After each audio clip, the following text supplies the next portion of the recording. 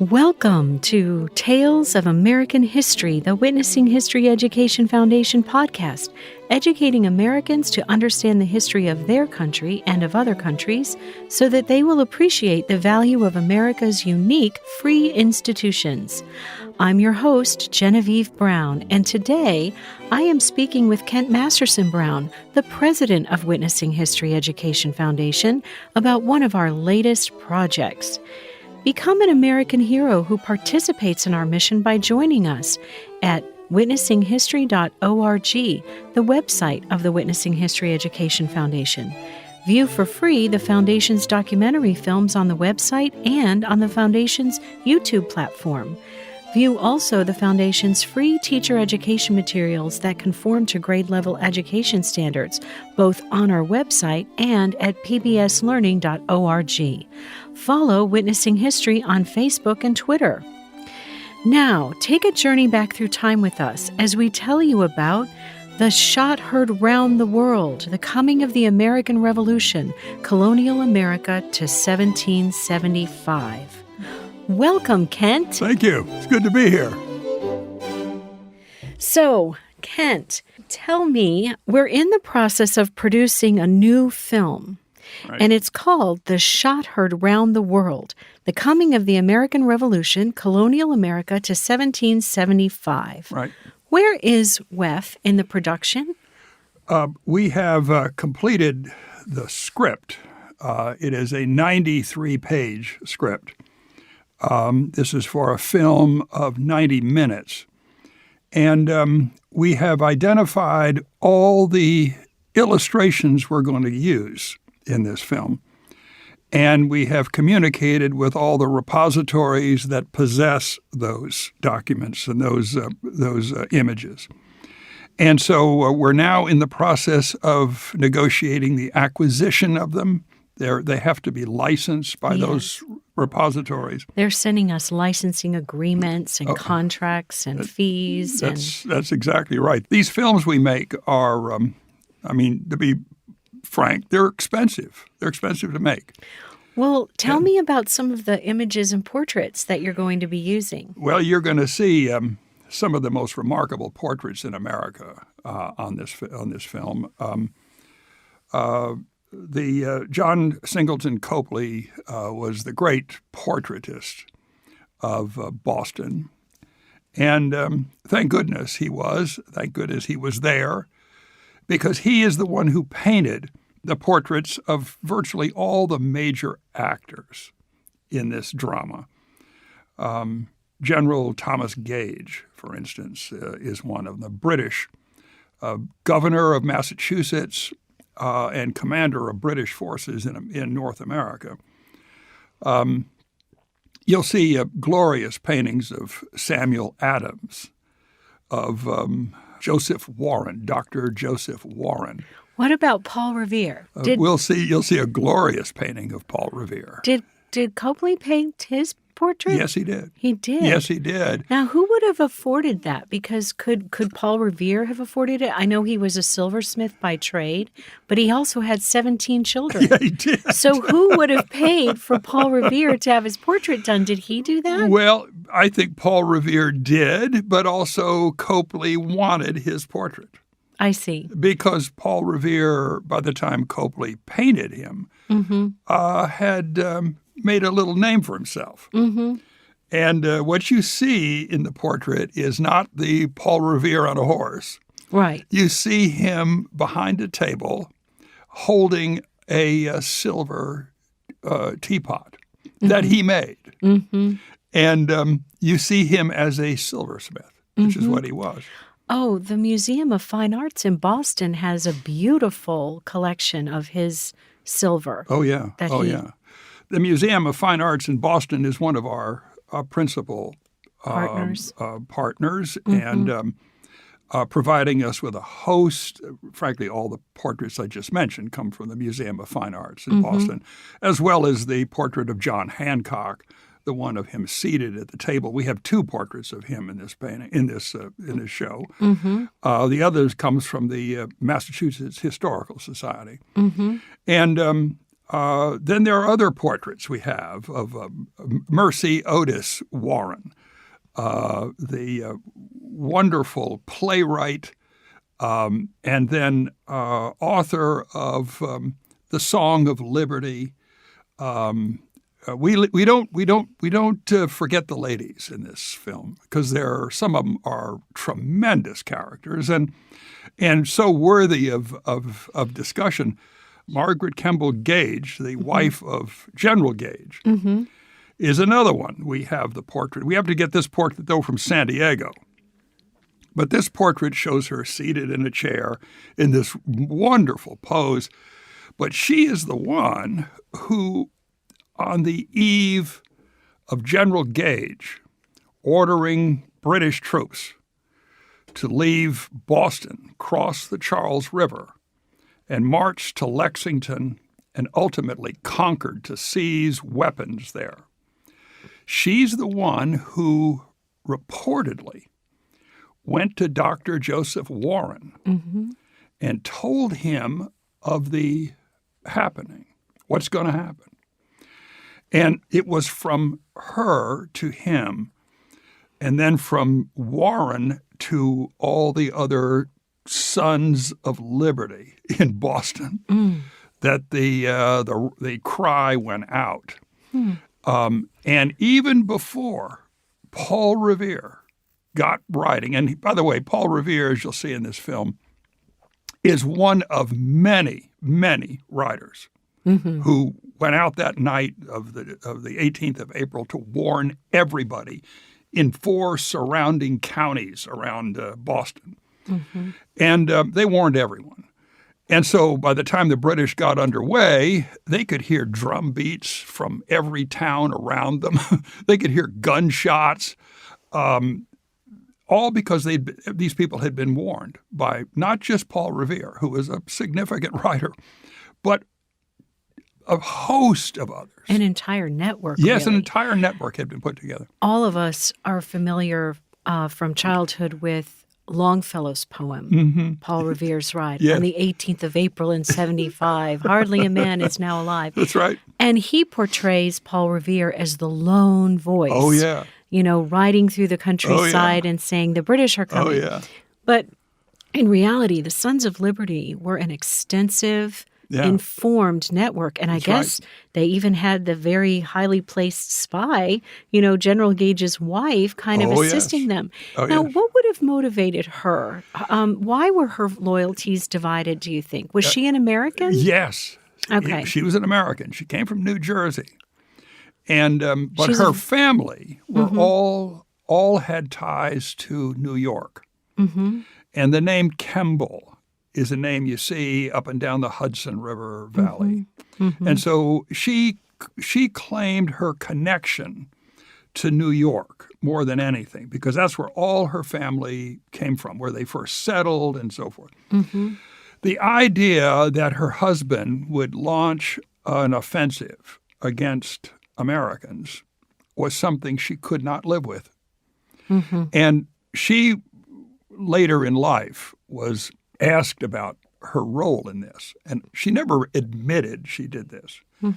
But she did quote from Shakespeare's play, King John, where King John, of course, is run down at Runnymede by the barons who opposed his rule and wanted him to sign Magna Carta. Well, as she said in her response, quoting, and I'll paraphrase it, quoting King John, that I'm in a position where if I win, I lose, no matter what. So she could side with her husband and lose. She could betray a secret to the colonials and lose.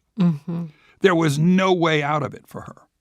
Because of who she was and what she was. Do you think General Gage suspected that she'd been a source for the information getting out in that April day? Yeah, we don't know. What we do know is this, that literally days after and it was a British disaster, the Lexington and Concord venture. Ultimately, they just got pummeled, particularly on their way back to Boston. And not only got badly handled by the colonials, but the colonials beat them to the punch on the public relations end, too. They made them look like a bunch of cutthroats. Made the British look like a bunch of cutthroats. And after all this humiliation, Gage, and this tells you why she probably was what she's suspected of being, he shipped her to Britain. Yes. And here now is out of the way. Well out of the way. And where she couldn't communicate with the Sons of Liberty. Couldn't communicate with much of anybody, really. And so there she was, like in isolation, and was there for much of the war.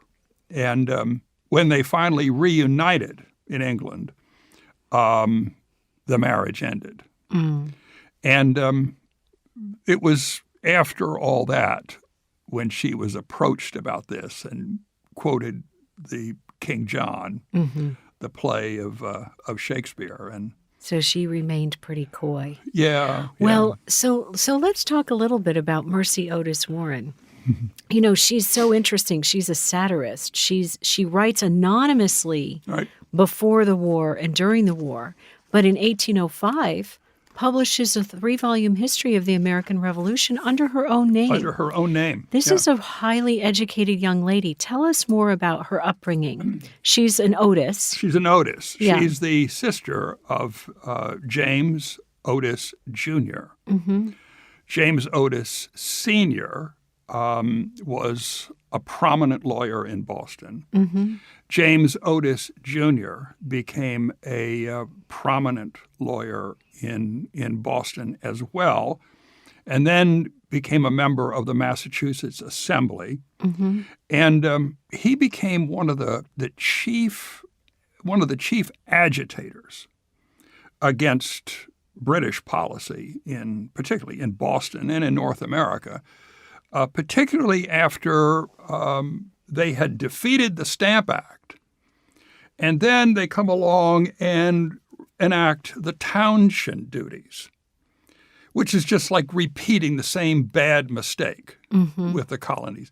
Then James Otis became interested and was enlisted by Samuel Adams, among others, and became very active in the... Well, and Mercy Otis marries... Okay, so she is tutored alongside James, her brother, all the while that they're growing up, and he's being prepared for Harvard, where she can't attend. However, she can access everything he learned by working with him before he went. Yes. Then she ends up marrying James Warren. Who is one of his best friends, and I take it, Joseph Warren's brother. Is that right? They're closely related, yes. Yes. So they're all connected with this Sons of Liberty and this force in Boston. Yeah, she composed plays. The Adulator. The Adulator was one. The Defeat was another. And these were satires against the crown and British rule.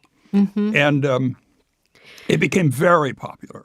Well, let's discuss why those plays were so popular. What was going on in the colonies vis-a-vis Britain that made it such a hot topic, such a flashpoint for so much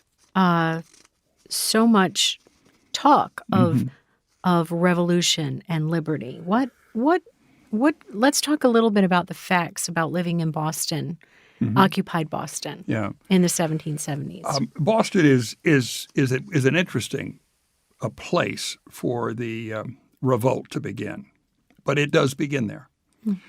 You look at the American colonies broadly, and even though all 13 of them were founded by Englishmen, they were all given charters by the king, and this is every one of them. Still, by even 1754, And these colonies were founded very early, 1607, 1632. They've been around for a while, all under English rule. No problem. Most of the people at the beginning were not only English, but they were members of the Church of England.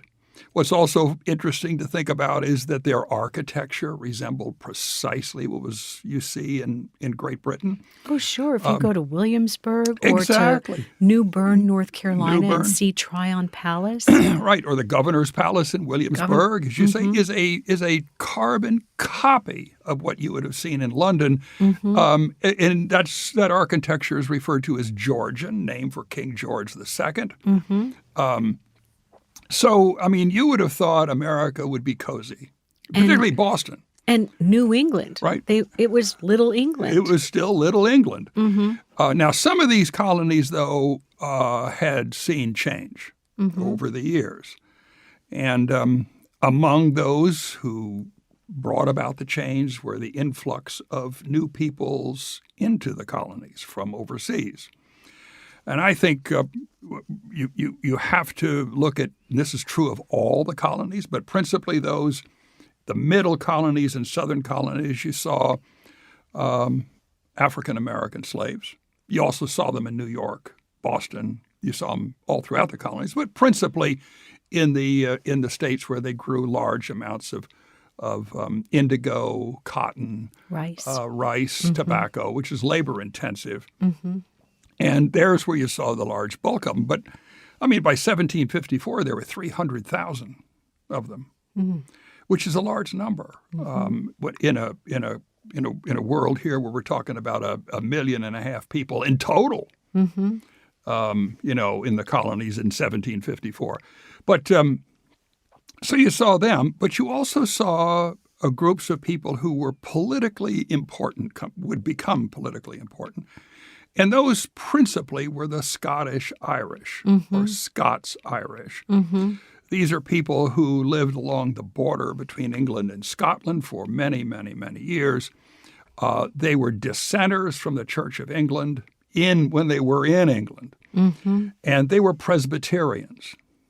And they were basically, the minute the Crown got rid of the Catholics in Northern Ireland, they settled the Scottish Irish over there. Now, these people are really neither Irish nor Scottish.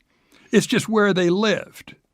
And most of them were English, but they were dissenters. But not entirely loyal to the English crown. No.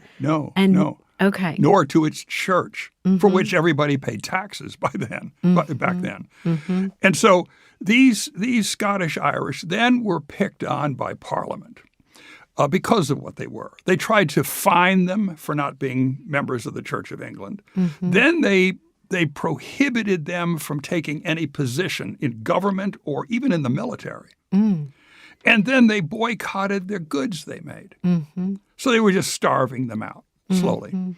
And eventually, huge numbers of Scottish Irish came to America. They first tried to settle in New England. They weren't particularly welcome there. They then gravitated into Pennsylvania and ultimately into the Shenandoah Valley, where many of them stayed, and into what is now western North Carolina and western South Carolina. And let me tell you, these people made a huge difference. In some respects, I wonder whether there would have been a revolution that would have encompassed all 13 of those colonies, but for the Scots Irish. That's an interesting theory. Oh, and it's stunning. And it's stunning how many of those Scottish Irish came into Kentucky during the war. So you have the Scottish Irish. Then you have other peoples, the Germans. You think of all the turmoil in the German states. The Palatinate. All the time. And most of it was turmoil over religion. Germany is dominated by the Roman Catholic Church, and so many of these were dissenters in the German states to the Roman Catholic faith. And these people became Dunkers, Lutherans, Mennonites, Moravians, Reformed. Some of them Dutch Reformed, and Quakers. well, to a degree, most of those were from England, Okay. the Quakers. But the Moravians and the Mennonites, pacifists, these people poured into America as well. William Penn, who founded the colony of Pennsylvania, welcomed them.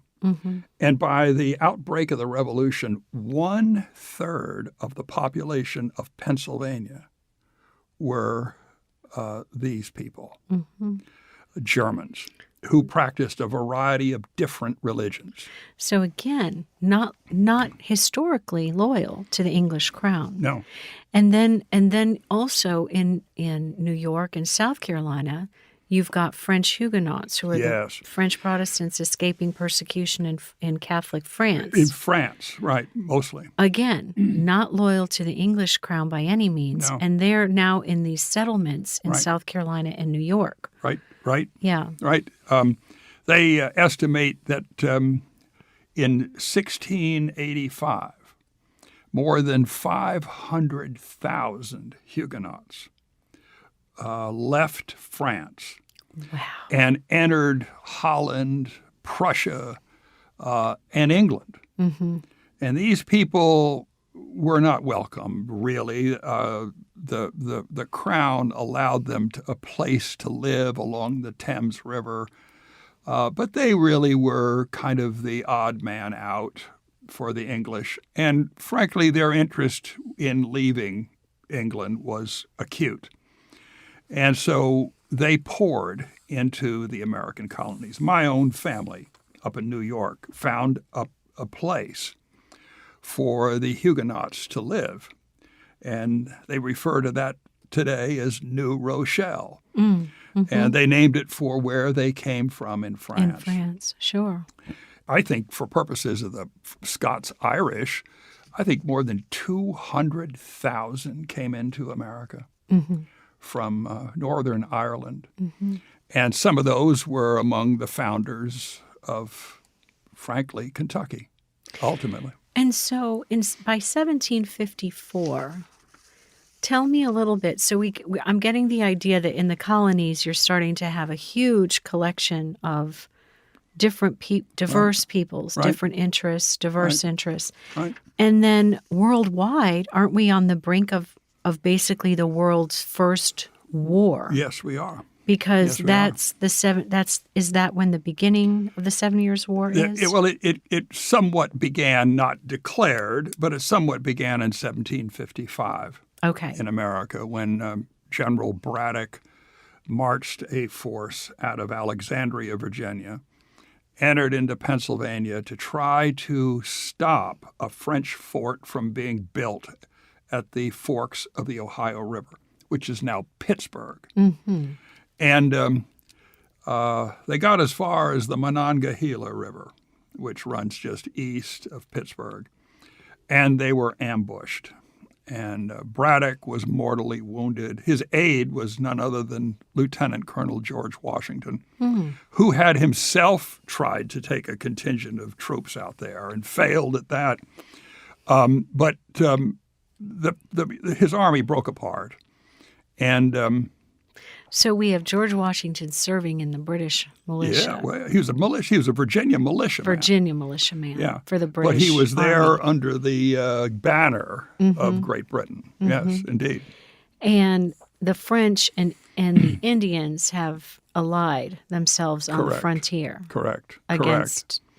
And that's what's pulled the trap on the ambush were the Indian tribes that allied with the French. But the conflict here is really part of a context globally. It was, and it wasn't. It hadn't broken out into war globally by then, but it was certainly in the offing over the conflict between Britain and France over trade, Over everything. possessions in the far reaches of the world. Yeah. Those two had been at it for a long time, hated one another. I think if you still scratch an Englishman today, he'll have nothing good to say about a Frenchman. But it didn't take but a year after Braddock's defeat for Great Britain and its allies, and that included the Kingdom of Prussia, Portugal, and the electorate of Brunswick-Lüneburg. Now, interesting, the Brunswick-Lüneburg is Hanover. Okay, Germany. northern Germany. Yeah. Okay. And the royal family today are from the electorate of Brunswick-Lüneburg. That's the Hanoverians. They're Hanoverian Germans. And they went to war against France, and France was allied with the Austria-led Holy Roman Empire, the Russian Empire, the Kingdom of Spain, and the Swedish Empire. Imagine this. This is a world war. And this begins in 1756. Wow. And it lasts for 8 years. It wasn't until 1763 that a treaty was finally signed in Paris, bringing that war to an end. But that was not after Britain had defeated France in what is now Canada. They took Fort Louisbourg, Fort Frontenac, which is now Kingston, Ontario, and Fort Duquesne, which is now Pittsburgh. And then finally, in 1759, defeated the French on the Plains of Abraham at Quebec. And with that defeat, France basically folded the tent. Now, the problem, though, is that in spite of the fact that Britain had scored all these victories, they were in debt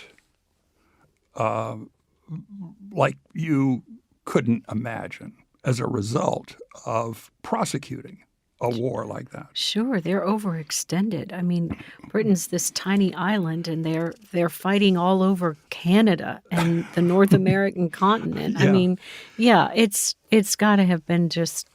Yeah, so I mean, I'll give you an idea of the debt Britain faced. At the end of that war, they had a debt in their currency of 130 million pounds sterling.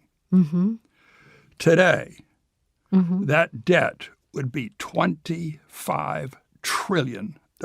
Oh my, yes, so huge. Wow. And they had no way of paying that debt. No.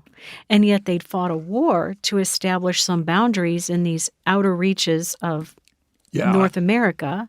And you know, it wasn't even the North, even though William Pitt, who would become the Earl of Chatham later on, or William Pitt, a great fan of the Americans. William Pitt was the one who the king put in place, George II, to prosecute that war. And I mean, he combined most of his forces in North America.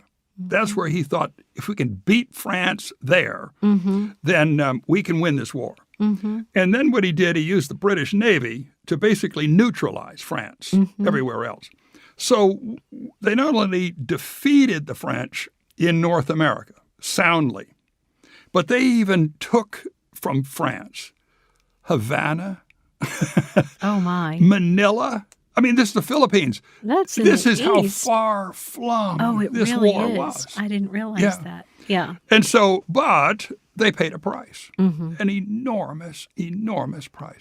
It sounds like Pitt really believed in the vision of America and New England helping Britain turn its financial picture around. He really believed in the vision of developing the resources and the population in America as a source of income for Britain. Yeah, the problem with Pitt, though, according to the king, was that he was a warrior, and what Britain was facing at the end of the war were countries like France, like Austria, like Portugal or Spain, being angry, jealous, disliking England in ways that were not healthy for the stability of Western Europe. And the king, then George II, asked Pitt to step down. Mm-hmm. And instead, he appointed George Grenville, who was Pitt's brother-in-law, to become prime minister. Well, actually, he was named Northern Secretary and First Lord of the Admiralty under the prime minister then was Sir John Stuart, the Earl of Bute. But here you get George Grenville now coming into the British governmental establishment in a big way. Mm-hmm. And the whole thrust of he being there is that the king wanted him, Grenville, to engineer some sort of treaty that could bring that war to an end. Mm-hmm. Even though it basically ended, the shots weren't being fired. Right. Still, he wanted to quell the problems the war generated. Mm-hmm. So in 1763, they signed the Treaty of Paris that Grenville assisted in putting together. Did that make France feel any better? Probably not. We know not, because once the revolution broke out here, what did France do? It joined the colonies to fight Britain again. So the greatest plan of mice and men. Mm-hmm. But so here you are, you got the British government, and it's not only got this incredible debt, but now how does it address that debt? And how does it operate otherwise? Well, one thing for sure is that you've got to keep the expenditures down, right? Sure. You get in debt, so you have to lower your expenses. We have to retrench. Exactly. And so what does Grenville wind up recommending? And Grenville now becomes a dominant figure in the British government. Mm-hmm. He recommends the king sign a royal proclamation in 1763, which would prohibit settlement of colonists beyond the mountain ranges of Georgia, the Carolinas, Virginia, Pennsylvania, all the way up to present-day Vermont. If you take the Continental Divide, which is the summit of those mountains, you got the Green Mountains, the Allegheny Mountains, the Appalachian Mountains, the Smoky Mountains. You go along the Continental Divide, the top of those mountains, and draw a line. It was that became the line of demarcation.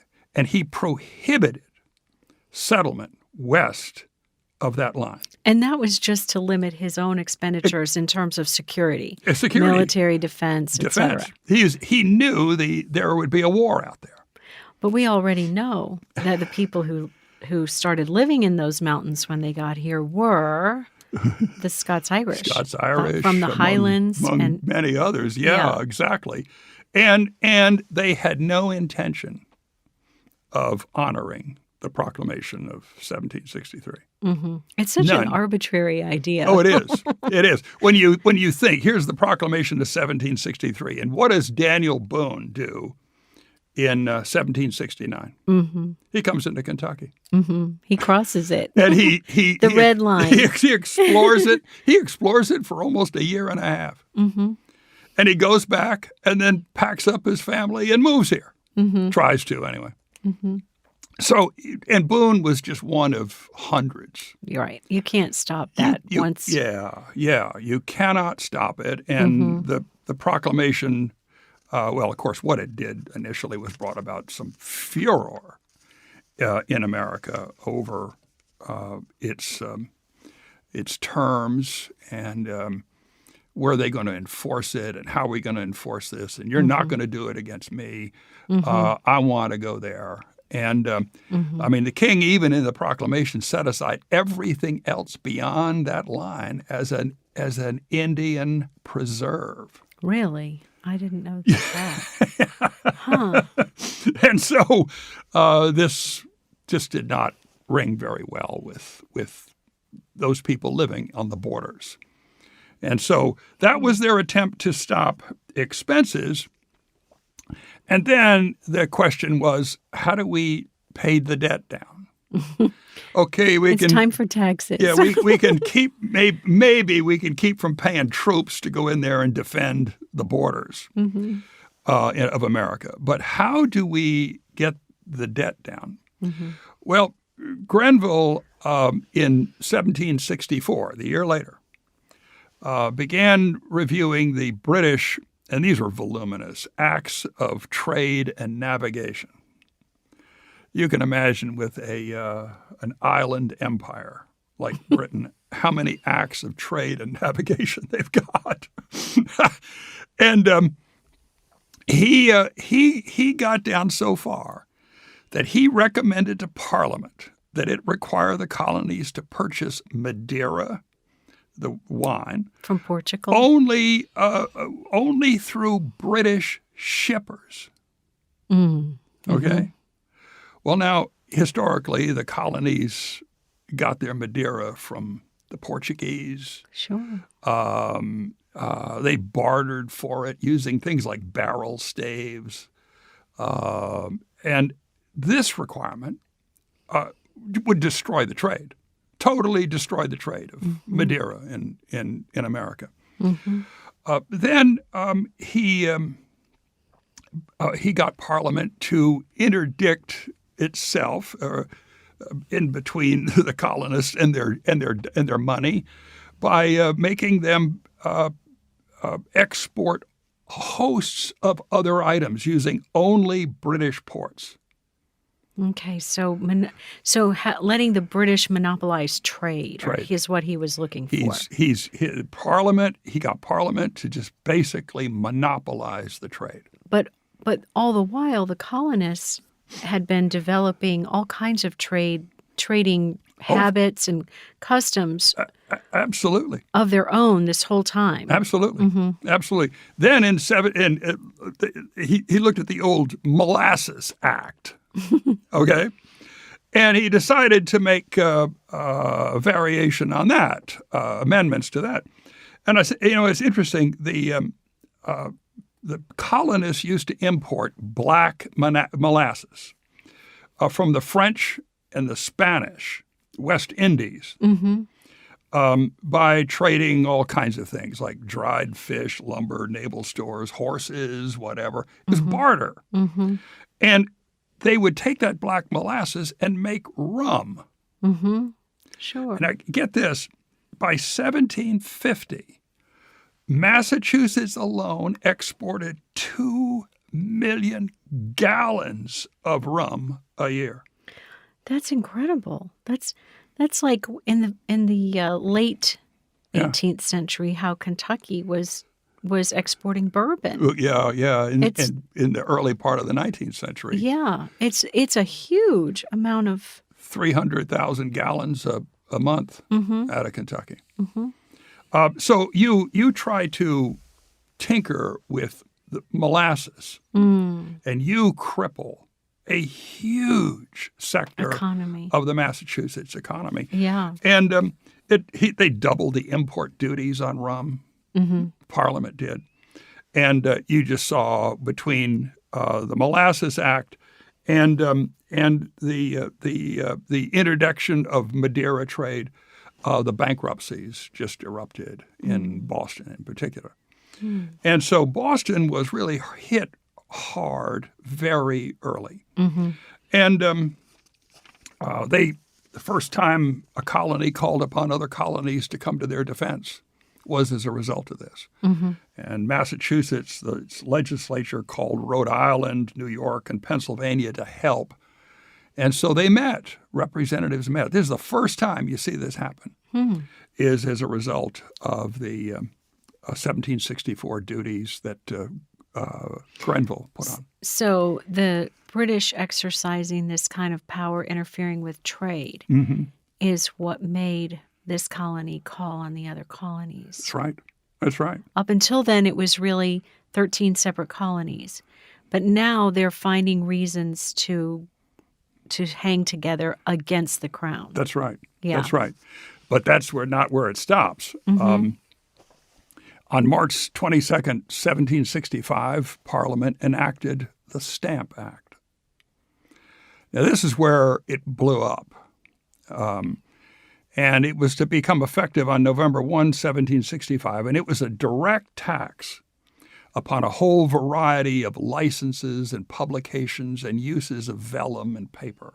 And it required you to buy a stamp for every time you used any kind of paper or vellum. Yeah. And you'll see on the screen in the film the Stamp Act itself. And the camera will run down the page and you'll see all the different uses of vellum that are going to be taxed and paper. It's just 50 different kinds of uses and taxes. And this is outrageous, just outrageous. This is so informative, too, because in our current day, if you mention a stamp, people are thinking a postage stamp. Right. But we're not talking about that kind of a stamp. Right. We're talking about a mark indicating that you had paid a tax on the use of that paper. The paper. Yes. So can you imagine? No, Oh, my. no. And it went even farther. If you violated this, you tried to go without the stamp, you would be tried. You would be prosecuted at the discretion of the prosecutorial authorities in admiralty courts in any part of His Majesty's realm. Oh, I see. So you're not even tried by a local court. No, or a jury. Or a jury of your peers. You got a bunch of Navy officers up there, and who are there because they're related to the king. Frankly, that's where they're getting their epaulets is from the king, and most of them have relationships with the royal house. Sure. So that's who's going to try you. But this is, we have in our own Constitution the sanctity of the jury trial, of a trial by a jury of his or her peers, is what it says. And this is where you can see where this came from. You can sure, see, absolutely. Yeah. And here the outcry is not only the money over the stamps, but you are denying any citizen the right to be tried by a jury of his peers. And so this is the first time you see a solid, unified effort on the colonies to do something about it.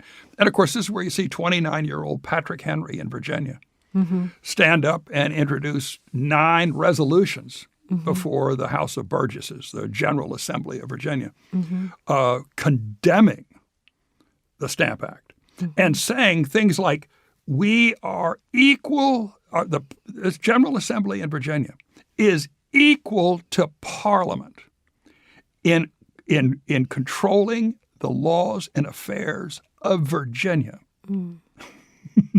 Now, he didn't say we're going to revolt. No. But that's about as close as you get to doing it.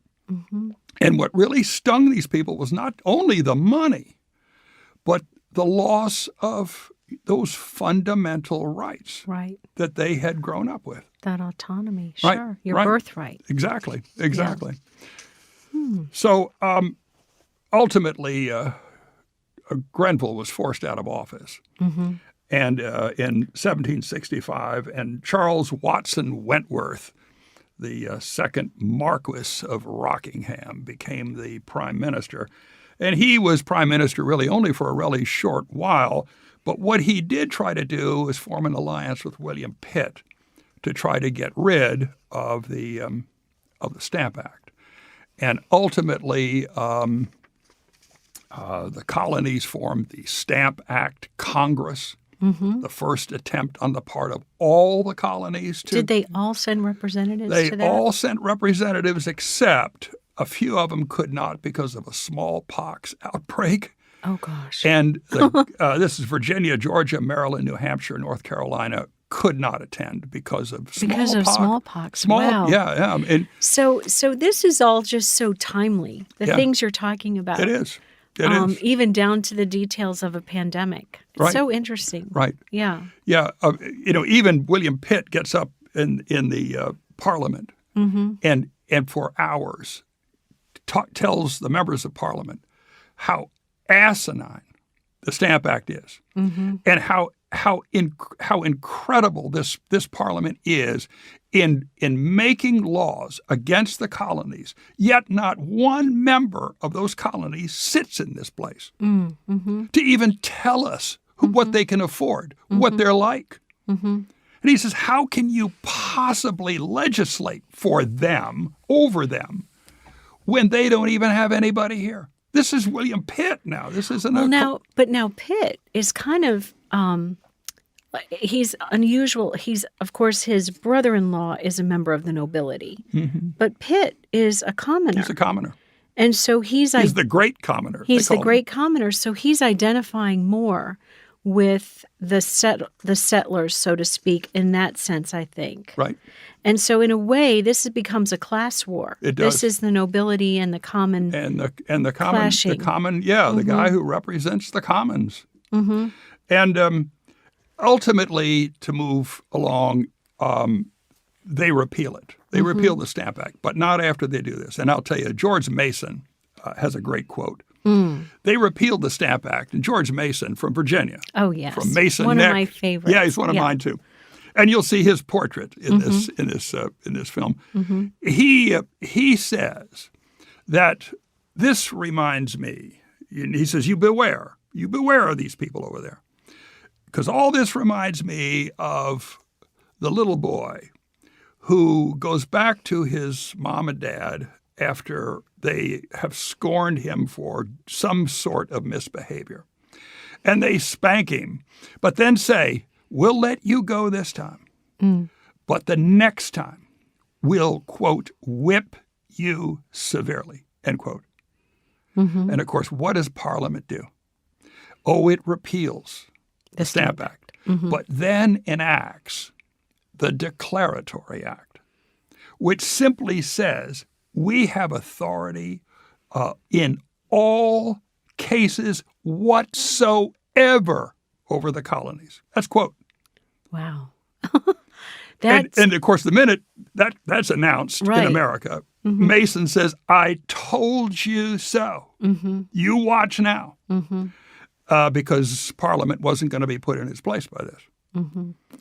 Yeah, that's an assertion of raw power. That's we're in authority and you're not. And yeah. And you're going to have to live with it. Right. And,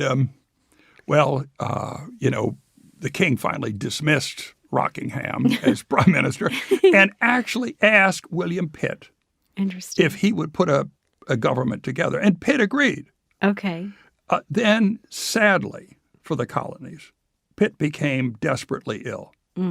This would not be the last time this would happen to him. He would actually die as a member of the House of Lords, in the House of Lords. But he became ill, and they sent him to Bath. That's where you go. You've been to take Bath. The waters. Take the waters. Take the waters. That's the cure. And in his place, they brought up Charles Townshend, who had joined Pitt's government at Pitt's recommendation and made him prime minister. And here he goes. He tells Parliament that we have got to vigorously enforce in the colonies the Quartering Act of 1765. And the Quartering Act required the colonies to provide housing and subsistence for British occupational forces. So they have to build the barracks and feed and clothe? They have to find the military. Not clothe, but feed. Feed, okay. Yeah, and find them quarters. Now, some people claim, oh, this is where they went in and threw people out of their houses and so on. And I'm not going to say that didn't happen with the Quartering Act. But mostly this was old warehouses, other buildings that they could occupy. But still, the colonies were required to pay for it all. Right. They didn't have to pay the warehouse owner rent. Right. The warehouse owner better just put up with this. The colonies are going to have to pay for that. Right. And then New York. Imagine New York. You wouldn't think of this in New York today. But New York refused to abide by the Quartering Act. Just flat out refused and said so. And so Parliament comes along after finding this out and enacts the New York Restraining Act, which actually dismissed their General Assembly until they did abide by the Quartering Act. And, whenever you dismiss the Assembly, what else do? You basically resist. You revoke their charter, the colonial charter that the king signed. That gave them the right to have an assembly and a governor and on and on. It's almost like a revocation of it. So did they send a royal governor to New York, or what did they do? Well, they poured British troops into New York. Okay. And but that still didn't quell the problem. But here's what follows. Parliament acts again, even after listening to what happened or seeing what happened with respect to the Stamp Act. They come along and they enact the Revenue Act of 1767. And this required import duties to be collected in the colonies on lead, glass, paper, paint, and tea. And the money would be used to pay royal officials to collect taxes in the colonies. Now, you can imagine how this went over. Then they required what they called writs of assistance to be used, so that the British Army or British authorities could go into your house without a warrant, without any notice, without probable cause, with nothing, and search your house. Were they looking for valuables? Well, they were looking for commodities and things that they have violated the Revenue Act. Oh, I see. And so...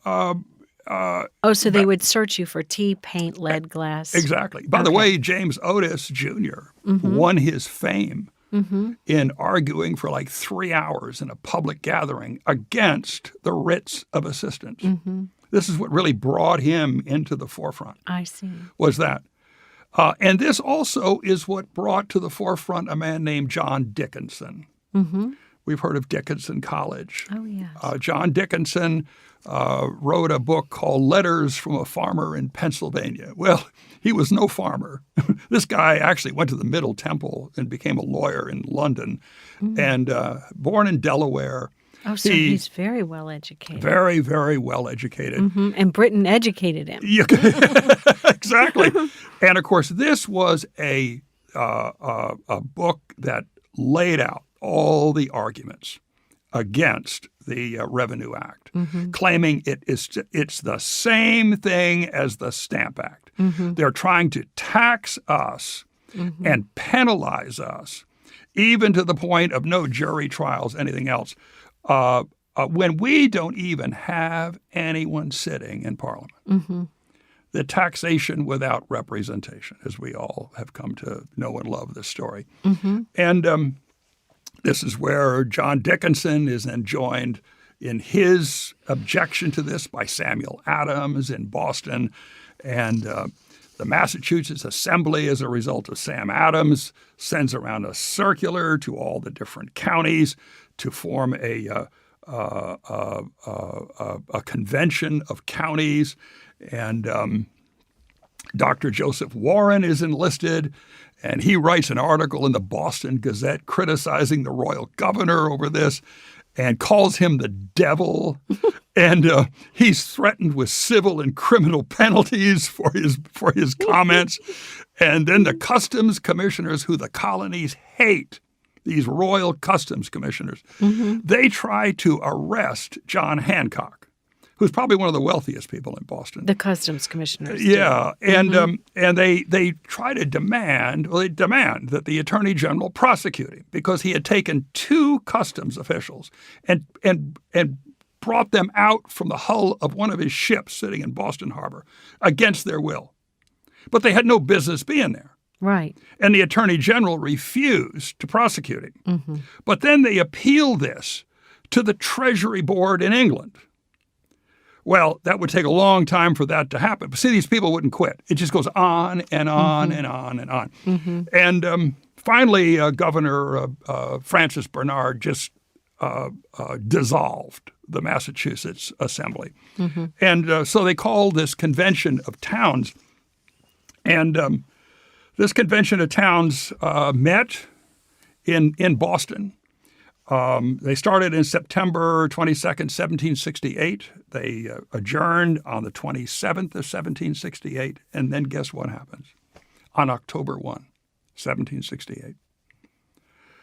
3 days after that convention adjourns, 2,500 British troops are brought into Boston Harbor on 14 troop transports. Mm-hmm. The 14th, 29th, 59th, 64th, 65th regiments of foot are brought in. And you know, Jen, the town of Boston then had a circumference of about 4 miles.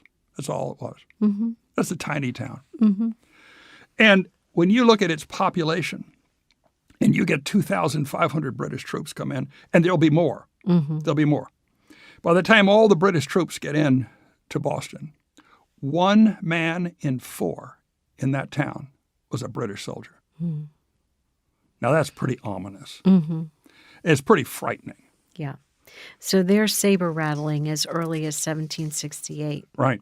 And right. Yeah. And with respect to the townshend duties, the agitation continued even with the British troops there. And then in 1770, in February, a little boy named Christopher Snyder was with a large group of people who were protesting. Mm-hmm.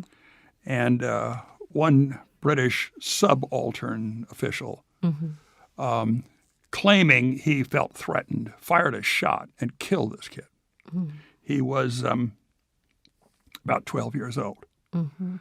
And they said 500 schoolboys followed that casket to the grave. Mm-hmm. I have no doubt. And this is January 1770. Mm-hmm. And then on March 5th, we've just passed the anniversary of this, in 1770, a British sentry was confronted by a mob. Now, they taunted him. They yelled at him. Mm-hmm. His lieutenant, his captain, called for reinforcements. Mm-hmm. They brought in reinforcements. And where was this? This is in Boston. This is on State Street in Boston, right near the government building. Right. And the mob, as the reinforcements came in, started throwing stuff. Mm-hmm.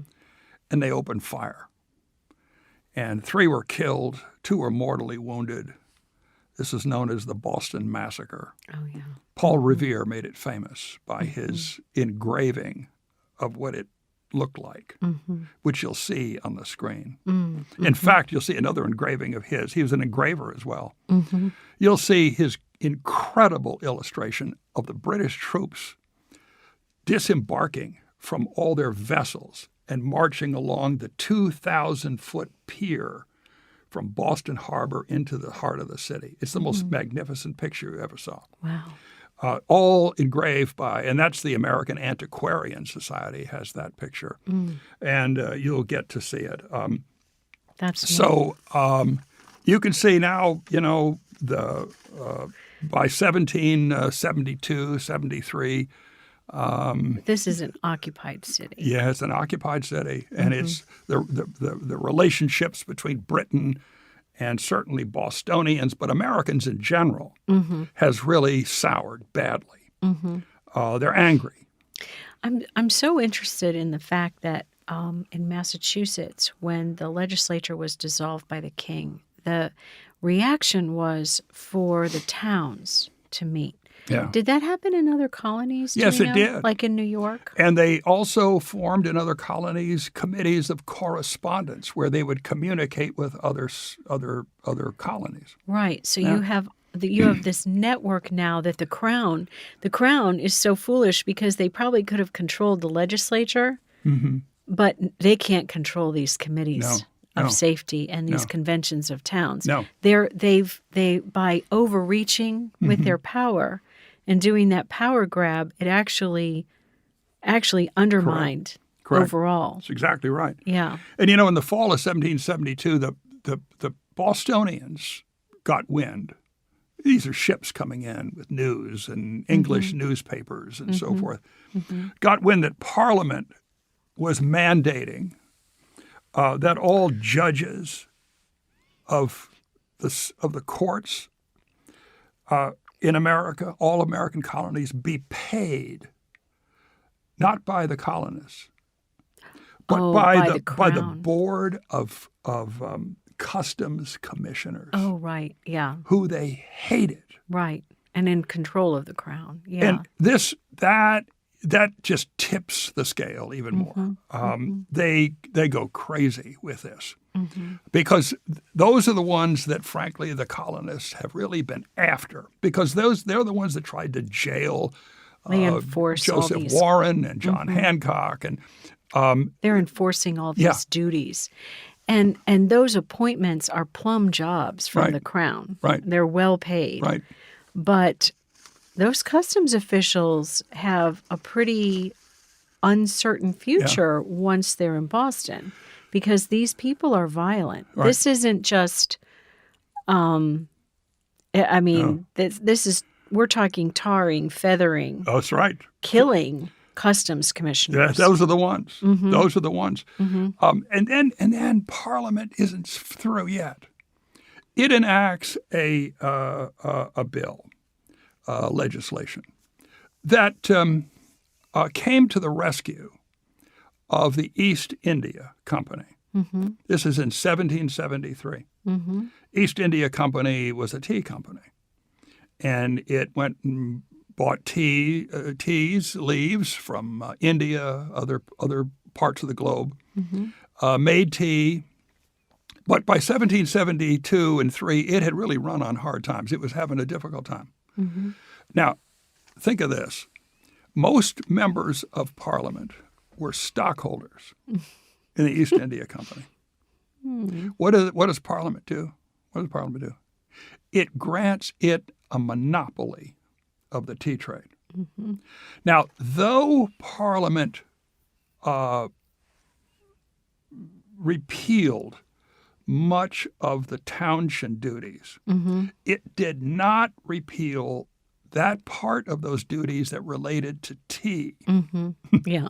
Now you know why. Of course. And now they make the East India Company a monopoly. Now, how do you think that's set in places like Boston and Williamsburg? And I mean, you speak of outrage. Here they are padding their own pockets now, openly and notoriously padding their pockets. And because there's no representation, the colonists have no recourse. Right. They can't even be heard. Right. If our representatives do something, we can make an outrage phone call or we can write a letter. Yeah. And we can remind them, you represent me. But the colonists couldn't even reach. But that was a weakness for Britain because they couldn't hear how upsetting these outrages were. Yeah, and also they wouldn't hear. And they're so far away. Yeah. Well, and you're right, the arrogance and the power. Of them. But still, there's no check on what they're doing. Yeah. And so in December 15, 1773, what happens in Boston in response to the Tea Act? Well, the Bostonians watch 2 East India Company ships come into Boston Harbor. And they all decide to meet in Faneuil Hall and Old South Church. And they come out of their meeting being led by a crowd of men who are dressed like Mohawk Indians. Probably just to disguise their identities, right? More than likely. Yeah. It's not because of No. Yeah. No. And they go to Griffin Wharf, where those two ships are. And what do? They get on board and they throw every daggone box of tea into the harbor. So much so. And then they ransack the warehouses after they get through disinvesting those ships of all the tea that they brought in. They don't stop there. They destroyed 1,700,000 pounds sterling of tea. And when Parliament and when the administration in Britain heard of what happened to the East India tea, they immediately got Parliament to pass legislation shutting down Boston Harbor altogether. Yeah. Now, wow, this is tough. And on the same time they did that, they named General Thomas Gage as governor of Massachusetts. Yeah. 1774. Now, so now they're going to starve the people. They're going to starve them. They're going to deprive them. And I mean, up to this point in time, many of these colonists had tried to agree not to buy imported goods from England, all this kind of stuff. They were having a hard time. They were really having a hard time with it. And now it's completely shut down. And Parliament continues its enactments against particularly Massachusetts by the Massachusetts Governance Act. And it requires the colonial courts to be appointed by the governor, and who is now a general, Thomas Gage. That's right. It's a military and the juries governor. are going to be chosen by the sheriff in any kind of case, any case. So you see, the revolt here is not just over taxation without representation. Oh, no, it's much. All the rights these people are being stripped of. Right. It's so much broader. Treated like criminals, really. Treated like, I mean, it's horrible. And there were people starving in Boston. Oh, yeah. As a result of You this. can see. And then they reenacted the Quartering Act as well. They even passed an act, to get this, to save money. People out in the world here will not believe this, but this is in the same statutes. They even said that it will not be considered a crime if you killed children. Now, that's all it said. It will not be considered a crime if you kill children. And what they were getting at in this, the preamble to that, were all the children who were orphans, all the children who were illegitimate, all those. They were quartering all these soldiers in Boston. Yeah, they exactly. didn't want all those children to become wards of the British state. Right. Yeah. And they want to pay for these children. Right. Now, can you imagine anything as cold as that? That's the coldest, most ruthless thing I think I have ever read. And you'll see the bill on the screen. William Pitt recuperates, comes back into Commons, and tries to tell, the House of Lords, and tries to tell them to, please, we've got to get the troops out of Boston. We gotta make peace with these people. We've got to be reasonable about this. And he was virtually shouted out. And you'll see a wonderful illustration in the film, owned by a dear friend of mine in Atlanta, Georgia, who you'll see William Pitt. And on this table in front of Pitt in this painting is a map of North America and a bill to remove the troops from Boston. Oh, that's cool. Isn't that cool? Oh, yeah. I can't wait to see that. Well, and, Lord Dartmouth, the military overseer in the administration in Britain, told Gage that he should arrest all those Whig leaders. He should confiscate their weapons and invoke martial law. And Gage, on September 1, 1774, sent 260 British soldiers, 4th Regiment of Foot, to Charlestown to seize 250 barrels of gunpowder over there and 2 artillery pieces. Mm-hmm. Well, you believe you see it setting up the alarm around all those counties around Boston. Sure. That did it. That did it. They weren't going to keep their stores in Boston anymore. No. People were arming. Mm-hmm. And then his agents of General Gage, Governor Gage, reported to him that there's a large stash of weapons in Concord, Massachusetts, just beyond Lexington. Mm-hmm. And Gage then turns to his troops there.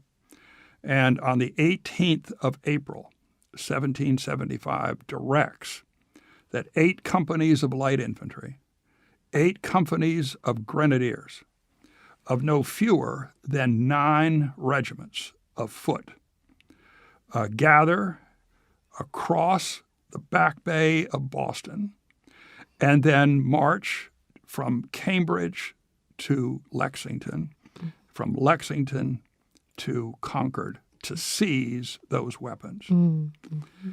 And, of course, here's where Margaret Kemble Gage pulls Dr. Joseph Warren aside and tells him they're going to march to Concord. Mm-hmm. And Warren then sends the notice out to all the Sons of Liberty. Mm-hmm. The question that the colonists have is, how are they going to get to Cambridge? Are they going to go around the land, or are they going to cross Boston Harbor? Mm-hmm.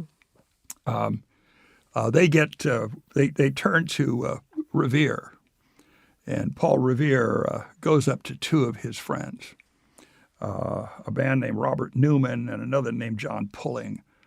And he tells them on the night of the 18th, I want you to go up into the tower of Old North Church. And I want you to, if we know they're moving by sea, hang out 2 lanterns. Mm-hmm. If they go by land, hang out 1. Mm-hmm. 1 if by land, 2 2 if by sea. And I on the opposite shore shall be. And they do, and that's how Revere is notified that they're going across the harbor. Mm-hmm. And as we said before, it's not just Revere who is on the oh lookout. no, There's an entire network of riders, and it's through this Sons of Liberty and the Convention of Towns all of that. People have been mobilizing now for years, yes, months they have. and years. Yeah. Sharing information. These are the days before easy communication, so it's all done. Right. They're not going to use paper because of the Stamp Act. So it's all word of mouth. All word of mouth. It's so interesting. Right. It is very interesting. And you're right. They had been planning for this for years. They had a network of riders going out everywhere on those counties outside of Boston, notifying everybody, notifying the churches, the ministers in churches, notifying county leaders, everyone, militia leaders. And so you had militias gathering all over the area around Boston. Yeah, and apparently, I mean, and we'll see this, as I understand, in the movie. You can tell us more about this in a minute. But when they get to Lexington, there's bystanders. They're gathered. It's 4 in the morning, spectators. And there are spectators, men, women, children, up wanting to see what will happen next. Yeah. That's how alert everybody is. Yeah. It had come to the point where the colonists had resolved to resist, if they can, this sort of military operation. They had put up with everything, and no one listened to them. No one cared about them. They didn't even have a forum in which to be They have no rights. They can't earn any money. They can't do anything. And as one historian put it, and I think aptly, that Parliament was enacting laws, not because it benefited anybody, but because they thought they just had the power to do so. And they were benefiting themselves. Of course, many too, a times they in were. many cases. Absolutely they with were. East India Company. Yes, exactly. Et cetera. Yeah. Well, folks, we kind of know what happened. They got to Lexington in the really early morning, dawn, at Lexington on the 19th of April, the British force. And there they saw about 70 or 80 militiamen lined up against this huge contingent coming out. Yeah, about how many men? You were describing the number of regiments of foot, but how many British officers and soldiers do you think between there 8 were? and 900. Okay, so that's big. It's big. So it's about 10 times Yes. the number of militia. Yes. Okay. And there, Captain Parker he was related to almost 1/4 of the guys he had in front of him. On the Lexington with him Green. on Lexington Green. And he told them that, be steady, don't chew fire unless fired upon. And he says, but they mean to have a war now. Let it begin here. This guy was not going to move. And the British troops came up, lined up in front of him with the little town buildings behind him and the bell tower behind him.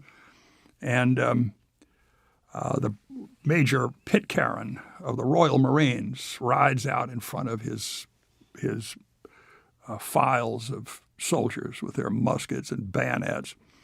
And he tells them to throw down your arms, you damn rebels. And no one responds. It didn't go over very well. And as he's riding back, a shot is fired. From whom? We'll never know. We'll never know. It's the shot heard round the world. No one knows who fired it. But the minute it was fired, the first file of British soldiers levels their muskets and opens fire. And men start to fall. That ignites the war. And frankly, they brushed aside the little militia in Lexington with no problem at all. Went to Concord, where they were supposed to find the weapons and gunpowder. And there at Old North Bridge, they met hundreds of militia that had been gathering in all these towns. And they got into a nasty fight with them at Concord Bridge and then had to retreat. And then all the way back to Boston, they were ambushed after ambush after ambush, all the way back in the woods. Yeah, on either side of the old road. You could still walk on that road today. It's beautifully preserved. It is beautifully preserved. The Park Service up there. And of course, these are the opening shots of the American Revolution. It's going to be a wonderful film. It'll be a beautiful you're going to have film. Recreated scenes of all this action. You'll see them on Lexington Green. You'll see them marching to and from Concord. You'll see them. You'll see Revere and his cohorts riding into the dark. You'll see the lanterns hung in Old North Church. You'll even see the British crossing the Back Bay of Boston. And we'll see these wonderful faces of and these visages of these characters who are the main players in all this action. That's it's going to be a wonderful, beautiful film. I think it will be. Can't we need wait. all your help, though, for everyone who's listening. We do. Anyone who would like to participate, we'll give you credit on the credit roll. What you can do to give to the foundation is go on the website, and there you can see the button for donations and make a gift. And make a gift. It's tax deductible, but these films are expensive to make, as you can imagine. Oh yeah. And we need all the help we can get. And alternatively, if they don't want to do an online gift, we can have a check mailed. Oh yes. And it's Witnessing History Education Foundation, P.O. Box 1208, Lexington, Kentucky 40588-1208. Right.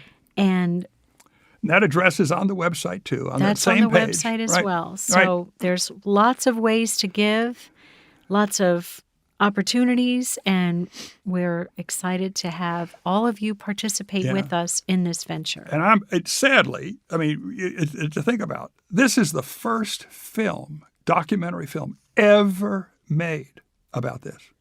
Is that right? Never before. They've had films on just Lexington. Oh, sure. They've had films on, various aspects But of the this. coming of the revolution. But not the whole sweep of what happened. Putting it in context. And with all the documents, all the acts of Parliament, the King's Royal Proclamation of 1763, you'll see it on the screen. All those things will be on the screen, plus all the portraiture, the maps, and the recreated scenes, which are absolutely remarkable. So, well, we can't wait to see it. I can't either. Everyone who's listening to the podcast, comment below and tell us what you're looking forward to most in watching this film. Yeah, and what you're looking forward to learning from this film. And thanks for listening. Thanks for listening.